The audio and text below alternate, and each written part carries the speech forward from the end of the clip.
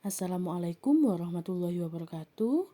Selamat pagi anak-anak. Hari ini kita akan belajar tema 1, organ gerak hewan dan manusia. Subtema 1, pembelajaran 1 ya. Sebelum kita memulai pelajaran, marilah kita berdoa terlebih dahulu agar ilmu yang anak-anak dapatkan hari ini bermanfaat.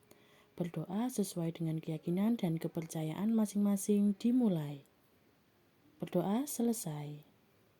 Tujuan pembelajaran hari ini, Bu Vina berharap anak-anak mampu mengidentifikasi pokok pikiran.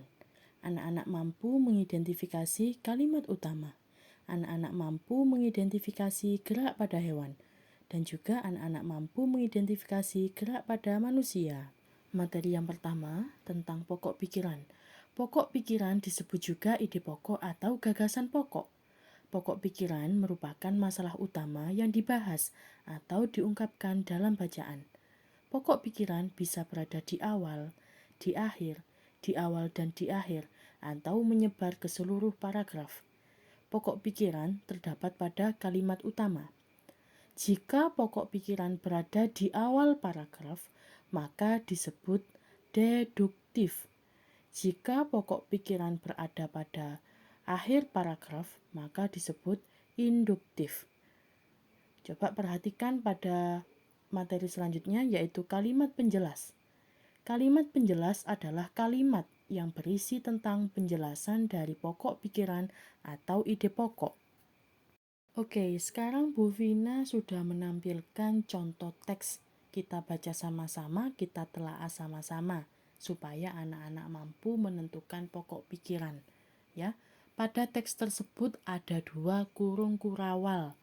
Kita baca dulu kalimat yang ada pada kurung kurawal yang pertama, yang atas sendiri. Setiap hewan yang hidup di darat memiliki struktur tulang dan otot yang berbeda-beda. Inilah yang dimaksud pokok pikiran, Nak. Itu pokok pikirannya. Pokok pikirannya ada pada awal paragraf, deduktif. Kenapa Bu Vina itu disebut pokok pikiran? Coba perhatikan, ingat ya, pokok pikiran itu adalah tema, adalah topik, adalah pembahasan paling utama pada teks.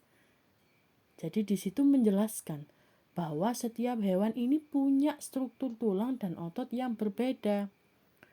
Sedangkan pada kurung kurawal yang selanjutnya, yang bawah itu ya, kurung kurawal yang bawah, itu merupakan kalimat penjelas. Kenapa disebut kalimat penjelas?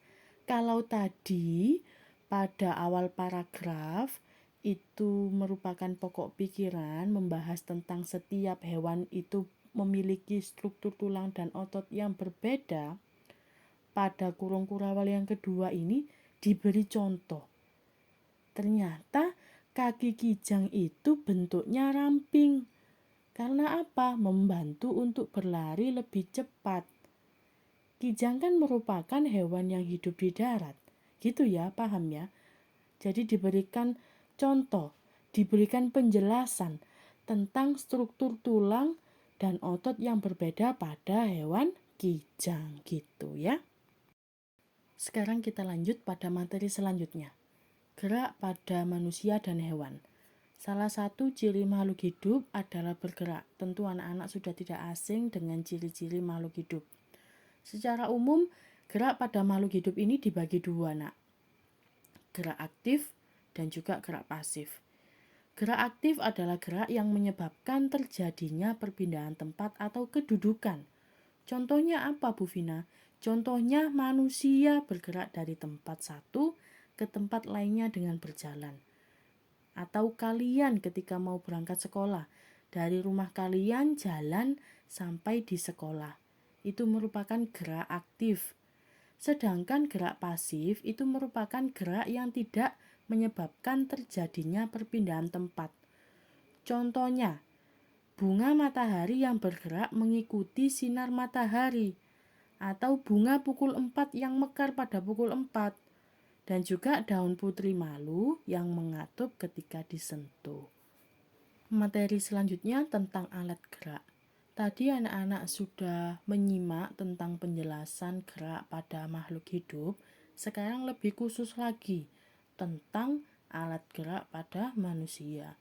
Secara umum alat gerak manusia ini dibagi jadi dua, alat gerak aktif dan alat gerak pasif.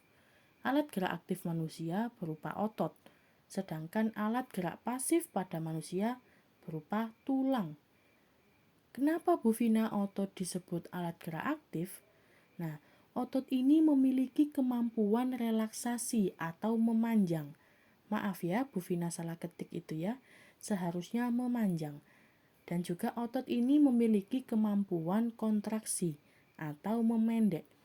Otot juga dapat kembali ke bentuk dan ukuran semula. Karena memiliki dua kemampuan tadi ya. Nah, kalau tulang disebut alat gerak pasif, karena tulang ini tidak dapat melakukan gerakan sendiri, nak. Tidak bisa. Gerakan tulang ini mengikuti gerakan otot yang melekat pada tulang itu. Tanpa adanya otot, tulang tidak akan dapat digerakkan. Nah, tulang ini punya fungsi juga pada tubuh kalian. Untuk apa? Untuk menopang berdirinya tubuh dan melindungi organ-organ penting yang ada pada tubuh kalian, seperti jantung, otak, dan juga paru-paru. Nah, otak ini memiliki bagian penting dalam aktivitas tubuh, berperan sebagai pusat koordinasi melalui sistem saraf. Rangsang yang dari luar dikirim melalui saraf, kemudian akan direspon oleh otak gitu ya. Sekian penjelasan materi dari Bu Vina hari ini. Selamat belajar. Tugas akan di-share pada grup WhatsApp. Silakan dikerjakan. Tugas dikumpulkan 1 kali 24 jam. Pengumpulan tugas maksimal pukul 12 malam. Silakan dikerjakan di buku tulis tugas tematik dan juga di foto.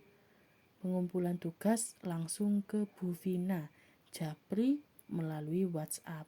Wassalamualaikum warahmatullahi wabarakatuh.